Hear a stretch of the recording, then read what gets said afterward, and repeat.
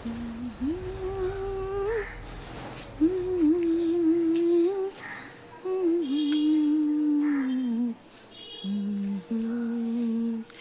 Morning friends, সকাল সকাল সবাইকে শুভেচ্ছা জানাই। আজকে ভাইফোঁটা।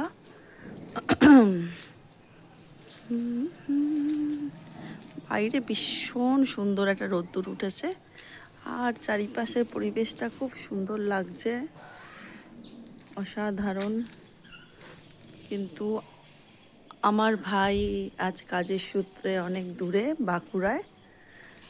আর ভাইফোঁটা আমাদের নেই, সুতরাং আমি রাখিটাই পালন করি। দূরে ঢাক বাজছে, কালকে পুজোর, তো